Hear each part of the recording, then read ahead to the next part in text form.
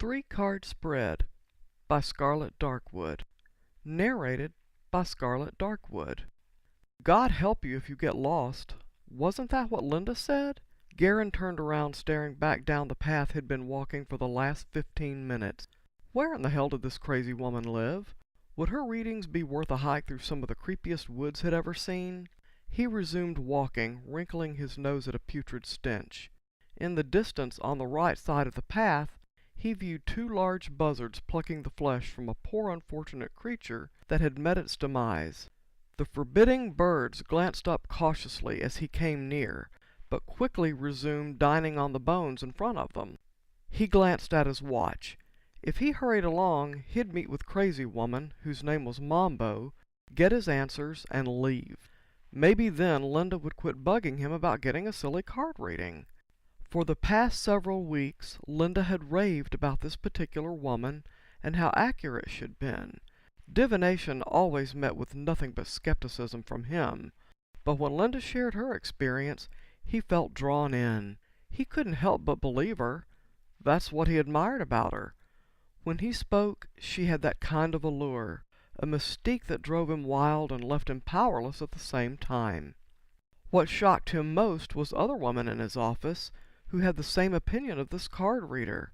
They spent a whole lunch hour one afternoon sharing their stories in great detail. Many said that their readings had come true.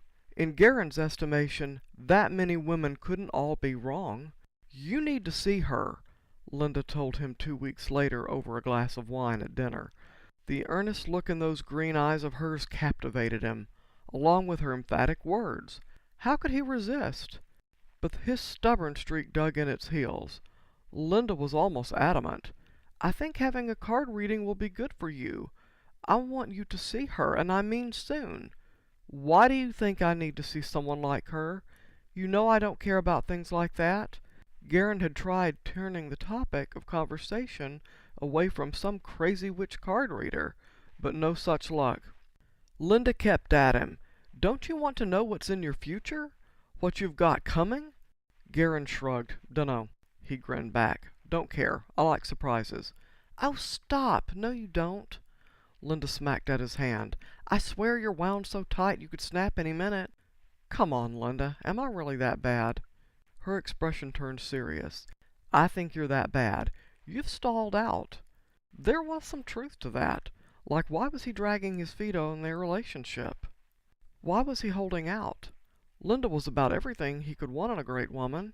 She wrote out the directions on a napkin because the card reader had no website, email, or phone number. "She lives in the middle of nowhere. Park your car at the end of the road and start walking on the trail. Follow these directions and you'll be fine." With a name like Mambo, are you sure I won't end up as some sacrifice for a twisted spell she concocts? "Stop it!" Linda kicked him under the table, laughing in spite of herself.